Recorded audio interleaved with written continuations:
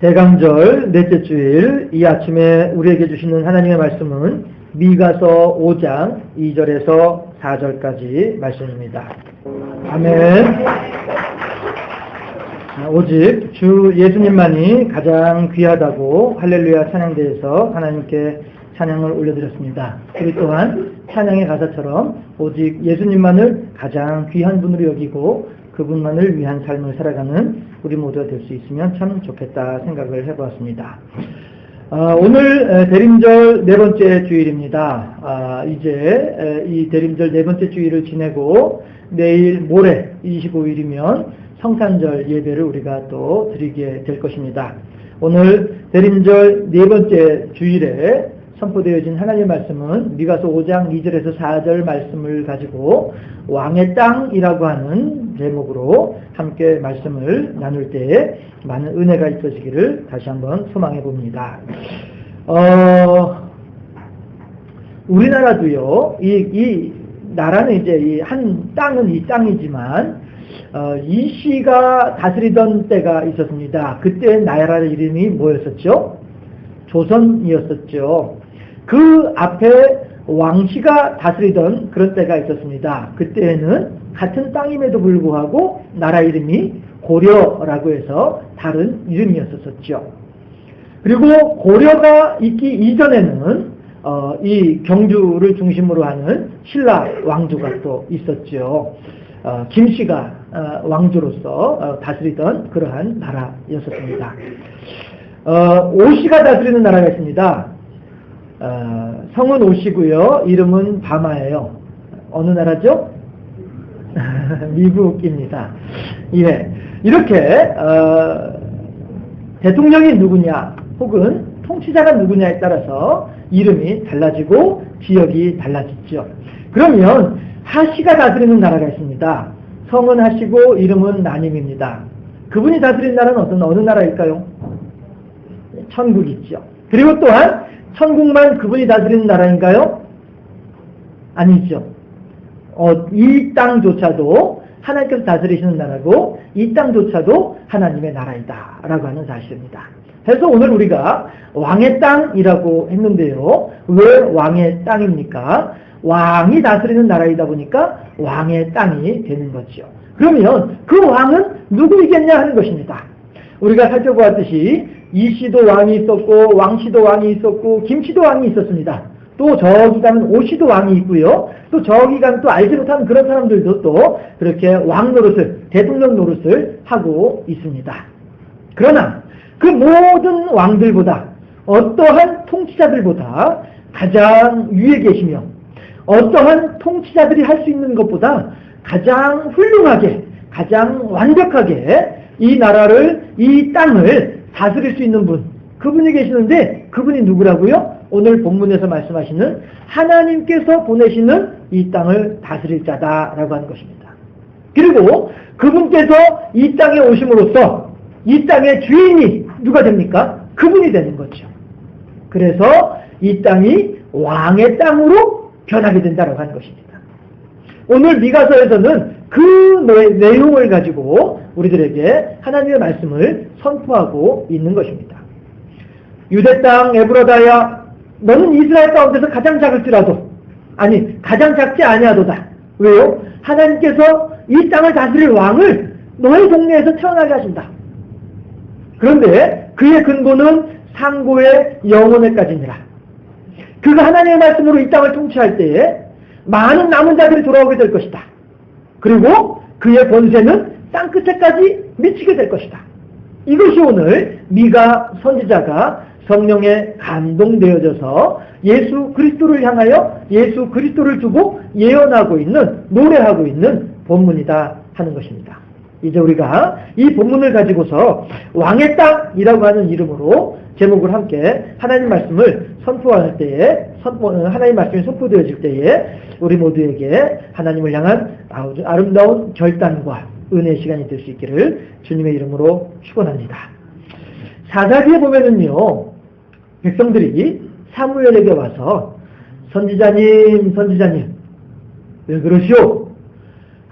살펴보세요. 지금 우리 주변에 있는 모든 나라들이 다 임금들이 있습니다. 임금이 있다 보니까 나라가 부강하고요. 임금이 있다 보니까 힘이 세지고 있습니다. 그런데 우리 이스라엘은 아직 임금이 없네요. 우리도 임금이 있으면 우리도 저들 못지않게 부강해지고 힘이 세지고 우리들도 저들 못지않게 편안하고 행복하게 살 수 있을 것 같은데, 선지자님, 사무엘 선지자님, 우리에게도 임금을 주시기를 바랍니다. 이렇게 얘기를 해요. 그랬을 때 사무엘이 알았습니다. 일단 제가 하나님께 기도해 볼 테니까 일단 돌아들 가세요. 돌려보내고 하나님을 향하여서 기도를 합니다. 하나님, 어찌합니까? 지금 이스라엘 백성들이 하나님을 떠나고자 합니다. 어찌합니까? 하나님, 이스라엘 백성들이 하나님께서 세우신 저 사상, 선지자, 저의 통치를 이스라엘 백성들이 지금 싫어하고 있습니다. 어찌합니까? 사무엘 선지자가 기도할 때에 하나님께서 나타나셔서 뭐라고 말씀하십니까? 사무엘아, 사무엘아, 걱정하지 말아라. 그들은 너를 버리는 것이 아니라 나를 버리는 것이다. 그들은 네가 무능하다고 이야기하는 것이 아니라 나의 능력을 믿지 못하는 것이다. 그러니 그들에게 임금을 주어라. 그러나 다만 이거 하나만큼 분명하게 이야기를 해야 된다. 백성들이여 원하는 대로 임금을 주겠지만 당신들은 임금을 섬겨야 할 것이고 임금의 명령대로 따라야만 할 것이며 임금에게 필요한 것들을 다 원하는 대로 다 갖다 줘야 될 것입니다. 임금에게 세금을 받지 할 것이고 임금이 전쟁터에 나가서 목숨을 버려라 하면은 그 임금의 명령을 따라서 목숨조차도 버릴 수 있어야 될 것입니다. 여러분, 그래도 여러분들이 임금을 원하십니까? 주세요. 우리들에게도 임금을 주세요. 이스라엘 백성들은 그렇게 해서 하나님을 떠나고 그렇게 해서 하나님을 믿지 못하며 그렇게 이스라엘 백성들은 이 세상의 임금 아래에서 행복할 것이다, 평안할 것이다 생각을 하고 있었다 하는 것입니다. 하나님께서는 그 이스라엘 백성들의 배신과 불신과 이러한 외면을 따라서 참 크게 마음이 아프셨을 것이다. 사무엘아, 이스라엘 백성들은 너를 떠나는 것이 아니라 나를 떠나는 것이다 라고 말씀하실 때에 그 하나님의 마음이 얼마나 아프셨을까 짐작할 수가 있을 것 같습니다. 요즘을 살아가는 우리들 주변에서도 우리들 이웃 가운데에서도 이러한 사사시대의 이스라엘 백성들과 같은 하나님을 믿지 못하고 하나님을 신뢰하지 못하며 하나님을 외면한 채 자기의 욕심대로 자기의 생각대로 자기의 길을 살아가려고 하는 그런 사람들을 만나볼 수가 있습니다. 그럼에도 불구하고 우리 예수님께서는 바로 그러한 사람들을 위해서 이 땅에 오셨다 하는 것입니다. 우리는 오늘 미가서를 통해서 이 땅에 오셔서 이 땅을 그저 아무런 쓸모없는 땅이 아니라 임금님이 다스리는 왕의 땅으로 바꿔주시고자 하는 그 하나님의 마음을 살피는 중에서 과연 우리들은 어떠해야 할 것인가? 말씀 속에서 새로운 길을, 하나님의 음성을 들을 수 있는 우리들이 모두가 될 수 있기를 주님의 이름으로 축원합니다. 첫 번째로 왕의 땅은 어떠한 땅인가 하는 것입니다. 임금님께서, 예수님께서 영원한 왕이 다스리는 이 땅. 우리들의 욕심대로 이 땅을 우리들의 생각대로 지배하려고 하지만 우리들 위해 통치자, 우리들 위해 계신 예수님께서 이 땅을 다스릴 때에 그 예수님께서는 이 땅을 어떠한 땅으로 만들고자 하시는가? 그 첫 번째는 작은 땅을 통하여서 겸손을 우리들에게 말씀하고 계신 줄로 압니다. 우리는 누구나 승리자가 되기를 원합니다. 우리는 누구나 높은 자리에 오르기를 원하고요. 우리는 누구나 성공하는 사람이 되기를 원합니다. 우리는 누구나 말은 태어나면 제주도로 보내고 사람은 태어나면 서울로 보내라고 하는 말이 있는 것처럼 우리들은 누구나 우리의 자녀가 머리가 될지언정 꼬리가 되지 않기를 바라는 것, 이것이 인지상정이다 하는 것입니다. 그러나 오늘 본문에서 하나님께서는 당신의 아들을 이 땅에 태어나게 하실 때에 가장 궁벽한 땅, 가장 초라한 땅, 가장 보잘것없는 땅에 태어나게 하겠다라고 말씀을 하고 계십니다. 왜 그렇습니까? 가장 하찮게 여기는 그들조차도 귀히 여기시는, 그리고 그들조차도 구원시키고자 하시는 예수님의 사랑이요 겸손의 표현이다라고 하는 것입니다. 왜 그런가 한번 살펴보겠습니다. 나병 환자들을 상대로 하나님 말씀을 전하던 선교사님이 있었습니다. 그런데 영 이게 전도가 안 되는 거예요. 왜 그런가 하고서 이렇게 저렇게 사람들의 말도 들어보고 하는 중에 충격적인 말을 들었습니다. 뭐냐 하면 선교사님은 우리들 같은 나병 환자의 고통을 모르시잖아요. 선교사님은 건강한 사람들이고 사람이고 우리는 나병 환자들인데 건강한 사람이 어떻게 우리들의 고통을 알 수 있겠습니까? 우리들처럼 고통도 겪어보지 않으면서 무슨 하나님의 사랑이고 하나님의 능력이라고 이야기를 합니까? 이렇게 얘기를 하는 거예요. 선교사님이 충격을 받았어요. 그래서 그 다음부터 선교사님의 기도 내용이 달라졌습니다. 어떻게 기도했겠어요? 하나님, 저들의 무지몽매함을 불쌍히 여겨주시고 저들에게 하나님이 저 마음을 변화시켜 주시옵소서. 이렇게 기도했을까요? 아닙니다. 선교사님은 나병 환자가 아니기 때문에 우리 환자들의 마음을 모릅니다 라고 하는 말을 듣는 순간에 충격을 받은 이 선교사님은 그 뒤에 뭐라고 기도를 하냐 하면 하나님, 제게도 나병을 허락하옵소서. 저도 나병 환자가 되기를 원하옵나이다. 하나님께서 어떻게 하셨을까요? 그 기도에 응답하셨을까요? 응답하지 않으셨을까요? 어느 날 선교사님이 사람들 앞에, 동네 사람들 앞에 다시 나타났습니다.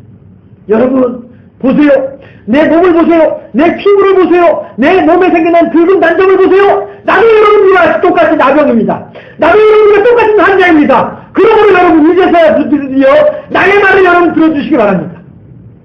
그 선교사님이 무엇을 얘기했겠습니까? 여러분, 하나님은 여러분들을 사랑하십니다. 나병 환자에 있는 건강한 사람들 모두를 하나님은 사랑하십니다.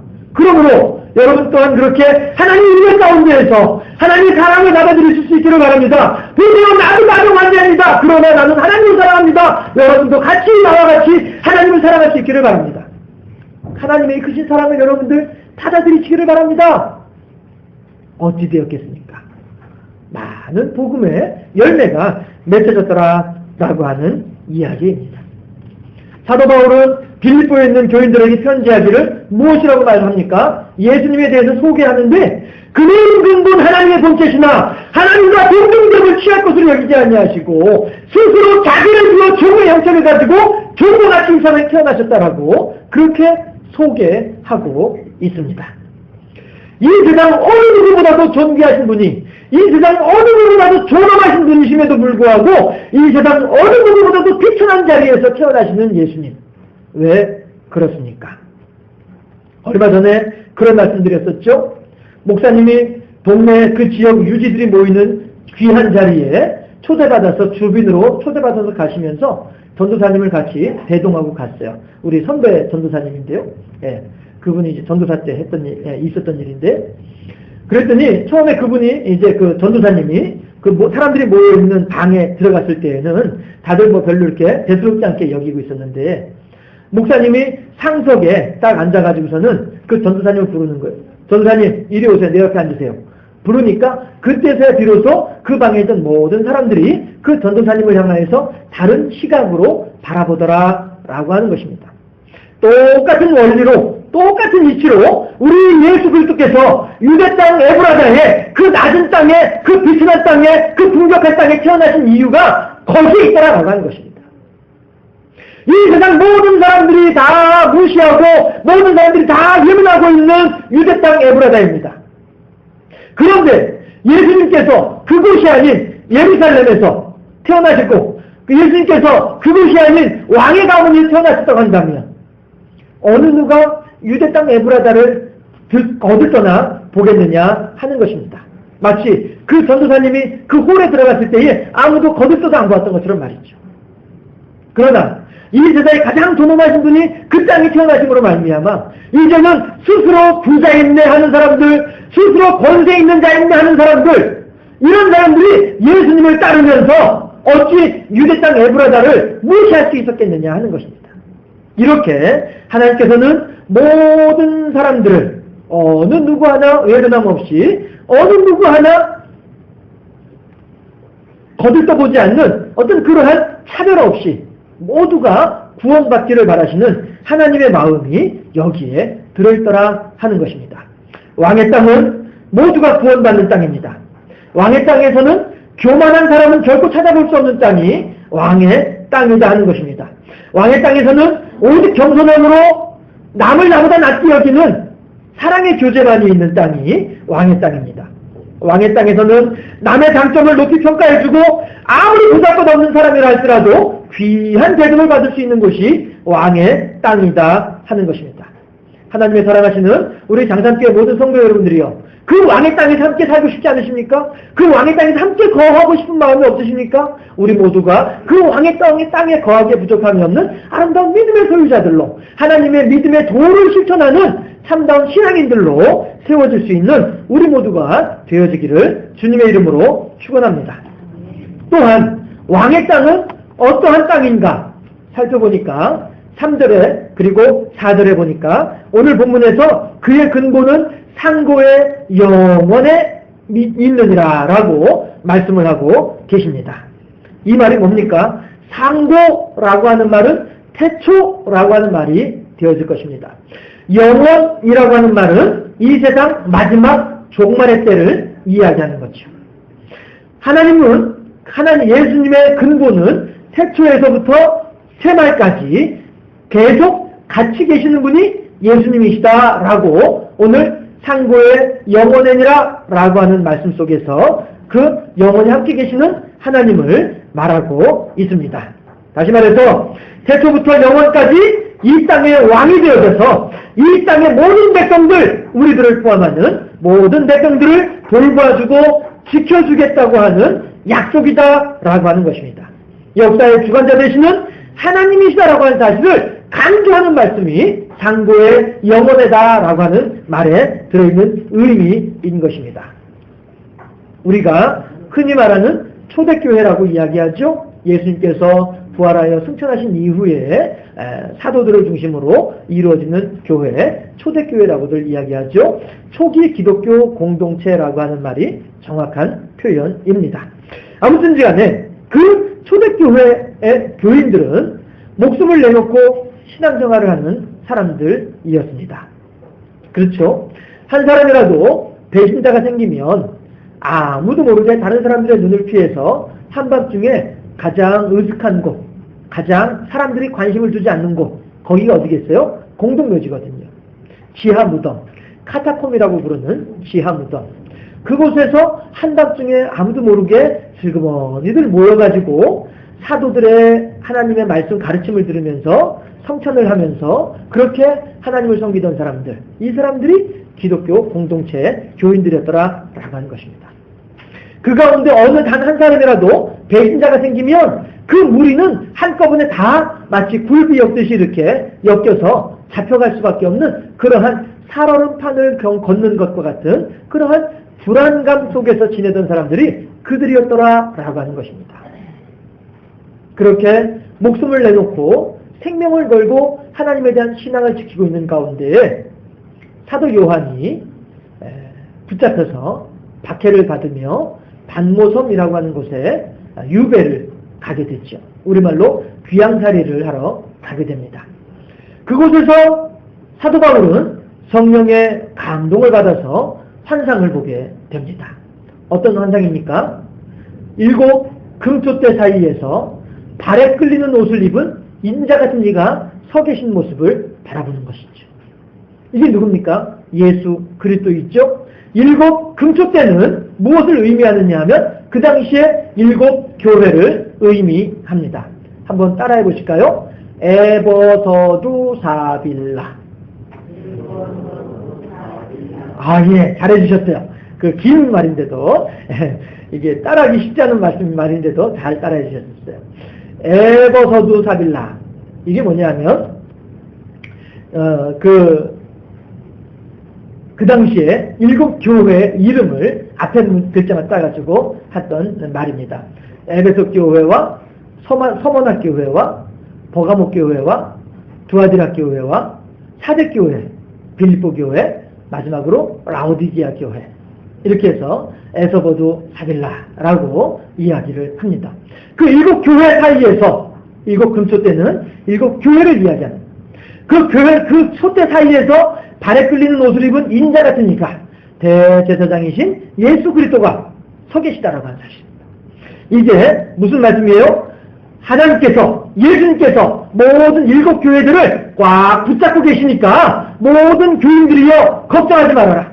너희들 가운데 배신자가 생기지 않을까? 걱정하지 말아라. 너희들이 어떤 박해 가운데서도 능히 감당할 수 있을 테니까 걱정하지 말아라. 너희들이 비록 한 사람들이 피해를 당하고 한 사람들이 하나님을 믿는다고 한 이름으로 명분으로 말미암아 고통을 당한다 할지라도 내가 교회를 붙잡고 있으므로 교회가 비록 잠시 잠깐 동안에는 고통을 당하고 잠시 잠깐 동안에는 고난을 당하고 잠시 잠깐 동안에는 생명 위협을 당한다 할지라도 내가 끝까지 교회를 지키고 돌봐줌으로 오늘 저녁에는 울음이 기숙할지라도 내일 아침에는 하나님의 은혜가, 기쁨이, 감사가, 찬송이 가득할 것이다 말씀하고 계시는 하나님의 뜻이 7 금토대 사이에 거니시는 인자 같은 이의 환상이었더라 라고 하는 것입니다.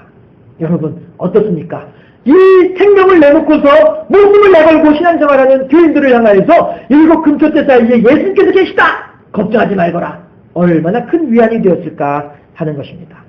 예수님께서 그 앞으로 다시 시간으로 돌리자면 예수님께서 부활하시던 날 많은 사람들은 예수님의 제자들은 마가의 다락방에 모여서 두려워서 온 산지사방의 문을 꼭꼭 걸어 잠그고서 앞으로 우리들은 어떻게 되는 것인가 불안하여 있을 때에 시간과 공간을 초월하시는 부활하신 몸을 가지고 계신 예수님께서는 문을 꼭꼭 걸어 잠갔음에도 불구하고 누구 하나 문을 열어준 사람이 없었음에도 불구하고 그 벽을 통과해 들어오셔서 이 불안에 떨고 있는 제자들을 향하여서 뭐라고 말씀하시죠?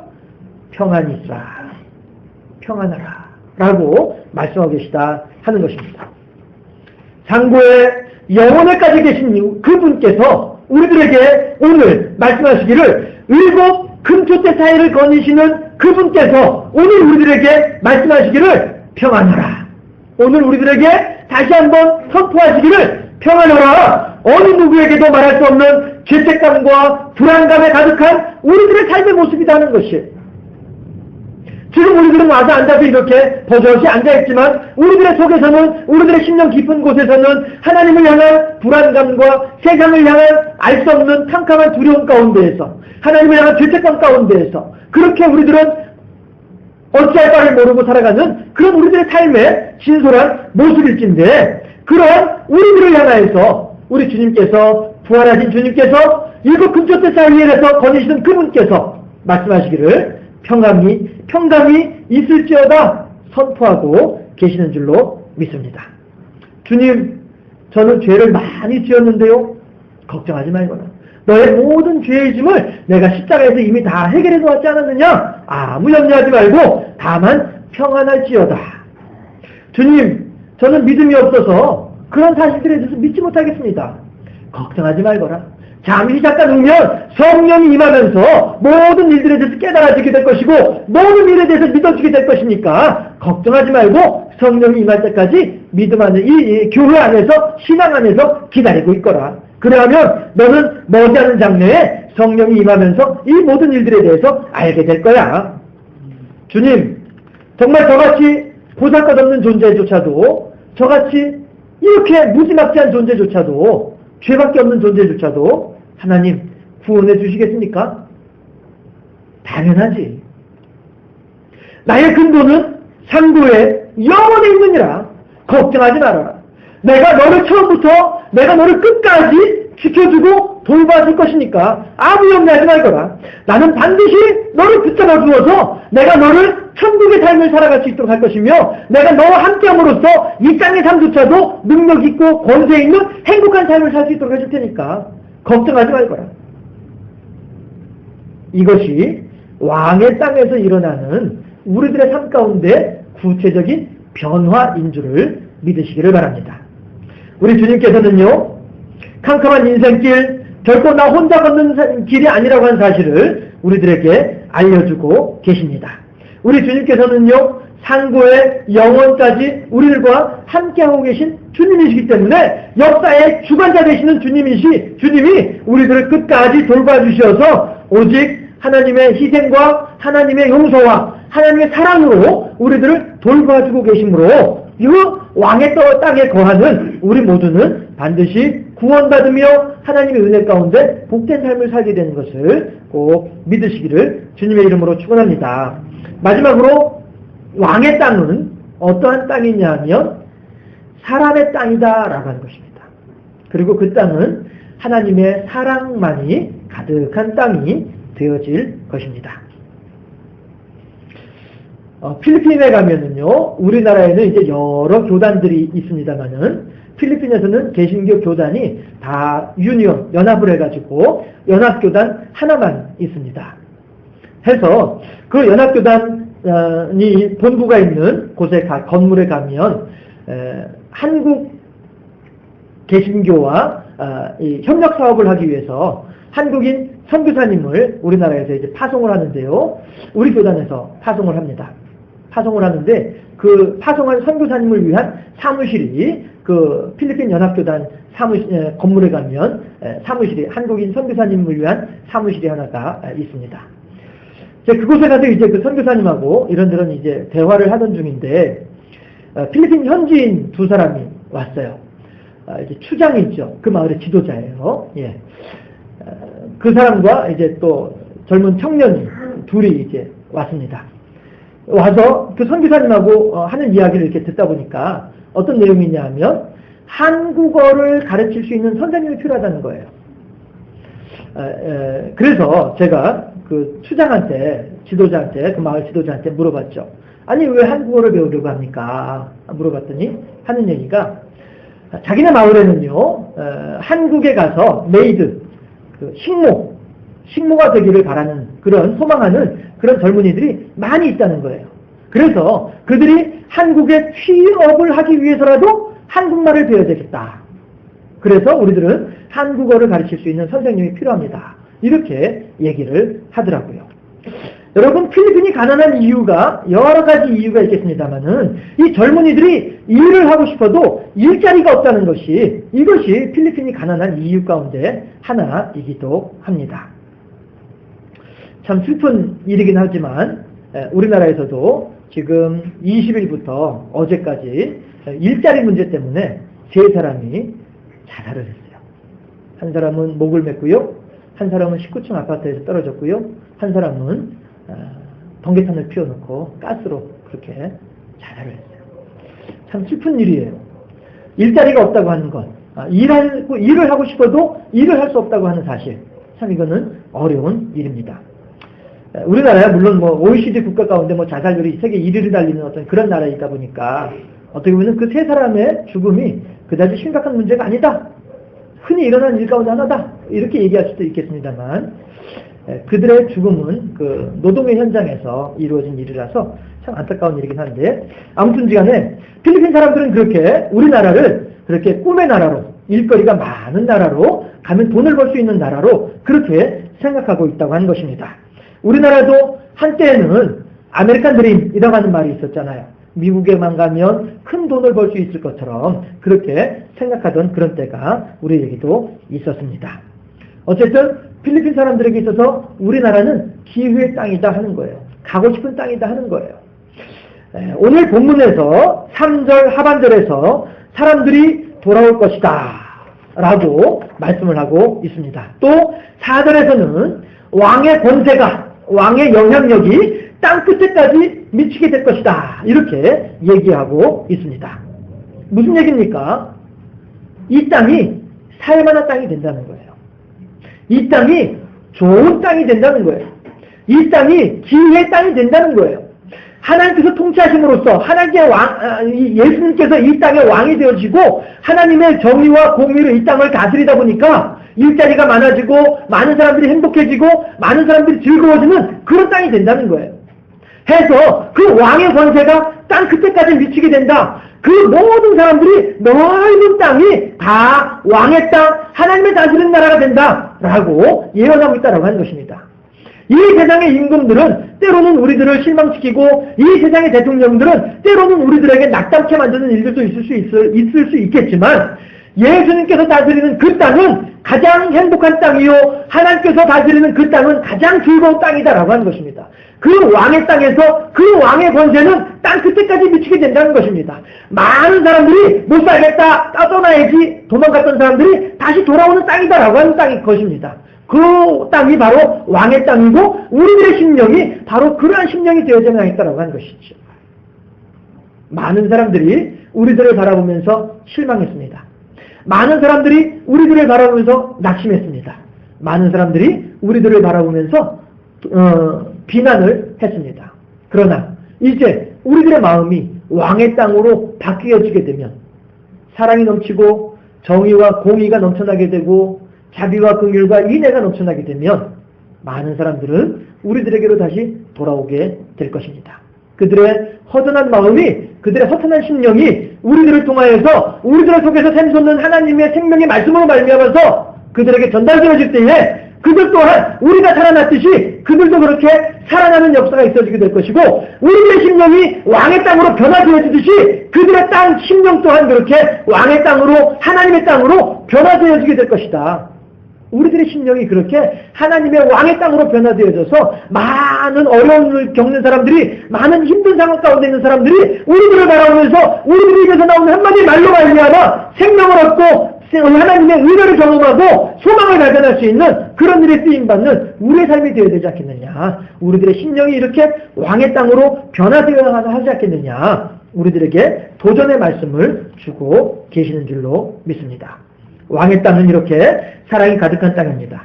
온갖 진귀한 음식을 차려놓고 아무나 데리고 와서 이 잔치자리를 채우라고 말씀하시는 주인의 비유를 통해서 우리들은 하나님의 간절한 부르심을 엿볼 수가 있다 하는 것입니다. 그리고 데리고 와서 이 자리를 채우는 것으로 끝나지 아니하고 4절에서 뭐라고 합니까? 그가 여호와의 능력과 그의 하나님 여호와의 이름의 위엄을 의지하고 서서 목축하니 라고 4절에서 말씀하고 있죠. 왕의 땅을 다스릴 때에 하나님의 능력과 그의 위엄을 의지하여서 다스린다고 하는 말씀입니다. 사람이 다스리는 나라는요, 때로는 힘들고 어려울 수 있습니다. 그렇지만 하나님의 다스리는 나라는 정의와 사랑과 평화가 가득한 나라일 줄로 믿습니다. 그 나라, 그 사랑의 나라로 우리 주님께서는 오늘도 우리들을 부르고 계시는 줄로 믿습니다.